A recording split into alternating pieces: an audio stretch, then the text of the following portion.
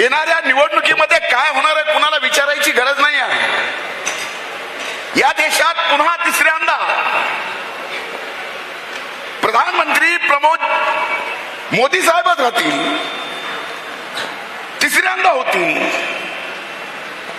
आणि तिसऱ्यांदा या जिल्ह्याच्या खासदार सुद्धा महायुतीच्या ताईच होतील. हे आनंद येणाऱ्या 3 महिन्यानंतरच्या देशातल्या अभूतपूर्व विजयासाठी आपण या ठिकाणी आलो आहे. मोदी साहेबांना देशाचं तिसऱ्यांदा नेतृत्व करण्यासाठी आपण इथे जमलो आहेत आणि या इतिहास होत असताना माझ्या दृष्टीनं मी हे सगळं माझ्या खांद्यावर काय घेतलंय. समन्वयक तर भैयासाहेब आहेत, पण जू माझ्याच खांद्यावर आहे.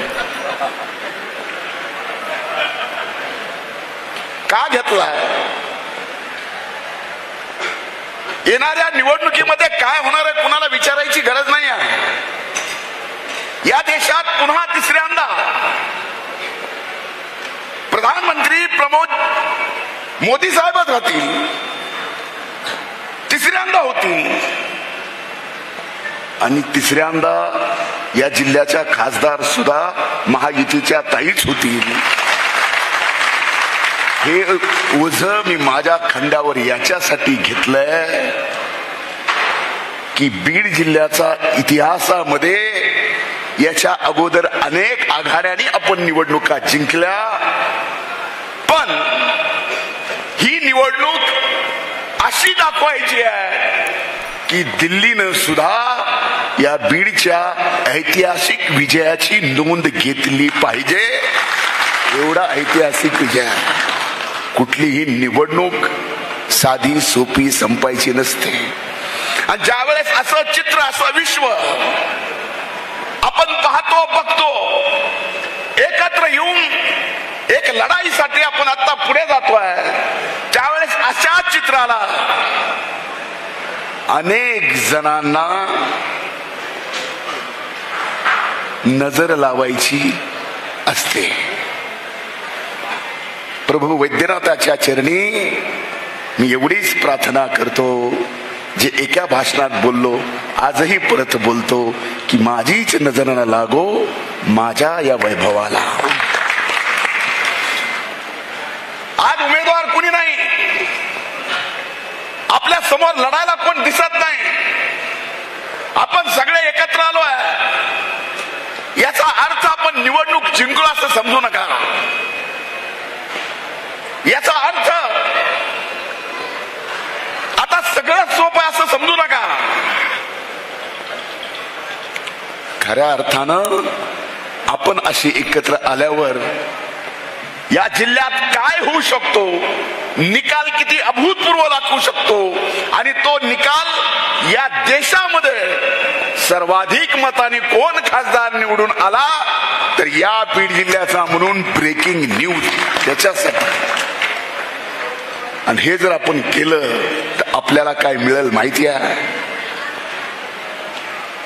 एवढा ऐतिहासिक विजय दिल्यानंतर तिसऱ्या टर्म मध्ये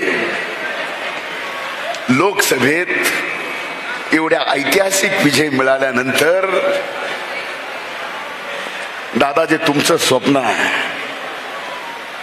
स्वर्गीय मुंडे साहेबांचं जे स्वप्न होतं, जे आपल्या जिल्ह्यातल्या अनेक मान्यवरांचं तुम्ही स्वप्न या ठिकाणी व्यक्त करून दाखवलं.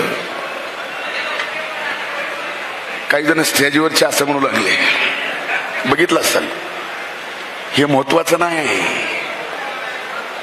मिळाव काय. तर स्वर्गीय मुंडे साहेबांचं अनेक या जिल्ह्यातल्या महानुभावांचं एकच स्वप्न होतं की हा जिल्हा कायम दुष्काळातून बाहेर निघाला पाहिजे. हा जिल्हा कायम जो ऊसतोड मजुरांचा म्हणून ओळखला जातोय, या जिल्ह्याची ओळख आम्हाला पुसून टाकायची आहे. आज ज्या दुष्काळाच्या येणाऱ्या झळा आपल्याला आजपासून बसतायत, भलेही वरून पाडला नाही तरी समुद्रातून आणावं लागलं तर या जिल्ह्यात आणावं लागल. हे गोदावरीचं तुटीचं खोर आहे, 162 TMC तुटीचं आहे. आणि हो दादा, हे मिळेल. 1,10,000 कोटीचा योजना आहे. ही योजना राज्य सरकारने तयार केली आहे, आपल्यालाही माहिती आहे. त्याच्यासाठी हा विजय, ही येणारी निवडणूक आपल्याला महत्वाची आहे. पद मिळेल, प्रतिष्ठा मिळेल, मंत्रीपदही मिळेल. याच्या अगोदरही मिळत गेलंय, आताही आहे, पुढेही राहील. पण माझ्या बीड जिल्ह्याचा मागासलेपण कधी जाईल?